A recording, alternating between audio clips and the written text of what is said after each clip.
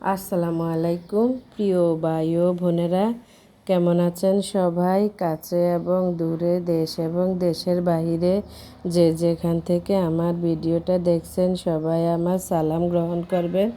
আশা করি সবাই ভালো আছেন। আমিও আলহামদুলিল্লাহ ভালো আছি পরিবার পরিজন নিয়ে। তো আমি আবারও চলে আসলাম আপনাদের মাঝে নিউ একটি অ্যানাদার ব্লগ নিয়ে। তো আজকের ব্লগটা হচ্ছে আমি সকালবেলা রুটি বানাচ্ছি। রুটি বানিয়ে হচ্ছে ঘরের কীভাবে ঘরের কাজগুলো করি, গুছিয়ে মোছামুছির কাজগুলো করি, ফার্নিচার মুছি, ওগুলোই হচ্ছে আজকে আপনাদের সাথে শেয়ার করব। আজকে আর অন্যান্য রান্নাবান্না শেয়ার করব না। তো আজকে শুধু সকালে নাস্তাটা করে ঘরের সবগুলা ফার্নিচার মুছে নেব। তো ওগুলোই হচ্ছে আজকে শেয়ার করব। তো এই তো আমি হচ্ছে এখন পরোটা ভাজতেছি। পরোটা আগে রুটি বানিয়ে রুটিটা সেঁকে তারপর হচ্ছে তেল দিয়ে পরোটা ভেজে নিচ্ছি। পরোটার মধ্যে রুটির আটা করেছি, রুটির মতো করিনি, সিদ্ধ করিনি, কাঁচা আটা করেছি। তো এই তো এখন হচ্ছে আমি এক এক করে সবগুলা পরোটা ভেজে নিতেছি। তো আপনাদের আজকে দুই তিন দিন আবার আমি ভিডিও দিতে পারিনি, কারণ আমার বাসায় মেহমান আসছে।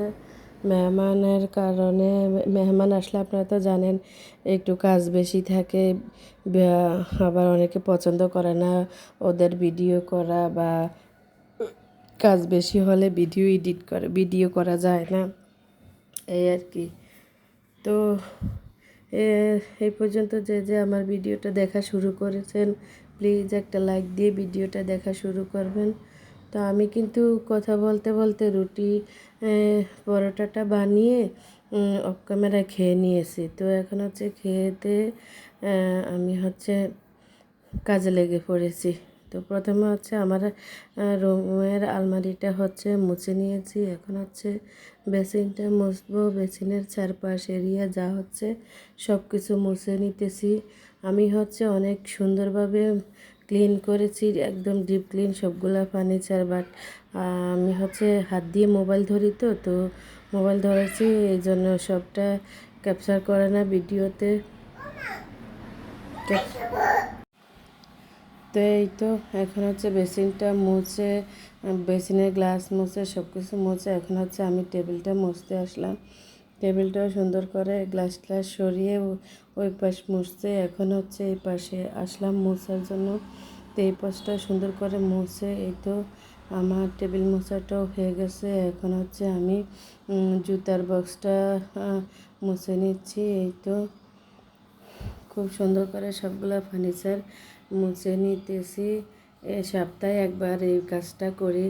সপ্তাহে একবার না, ধরতে গেলে প্রতিদিনই করা হয়, বাট মানে একদম সম্পূর্ণ ক্লিনভাবে মোছা হয় আর কি সপ্তাহে একদিন। কিন্তু প্রতিদিনই হচ্ছে ঘর ঝাড়ু দেওয়ার আগে এগুলা একটু উপর দিয়ে মুছে নেই শুকনো ন্যাকড়া দিয়ে।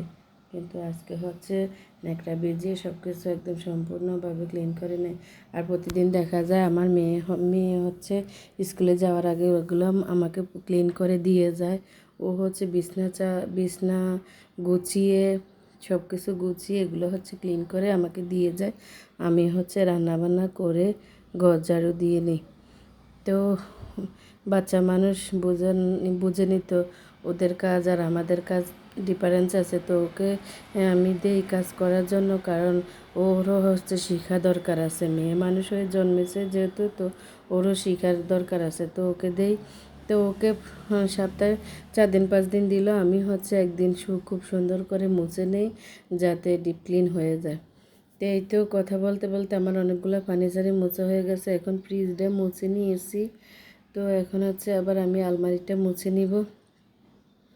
তো এখন পর্যন্ত আমার সাথে যে আপু ভাইয়ারা আছেন, আঙ্কেল আন্টিরা আছেন, আমার ভিডিওটা দেখছেন বা দেখতেছেন, এই পর্যন্ত দেখা হয়েছে, একটা লাইক দিতে ভুলে গিয়েছেন। তো আমি তাদেরকে অনুরোধ করব, প্লিজ আমার ভিডিওতে একটা লাইক দিয়ে ভিডিওটা দেখবেন। আর ভিডিওটা দেখতে দেখতে যদি আপনাদের কোনো অংশ ভালো লেগে থাকে, তাহলে আমাকে একটা কমেন্ট করে আপনাদের মতামত জানাতে পারেন।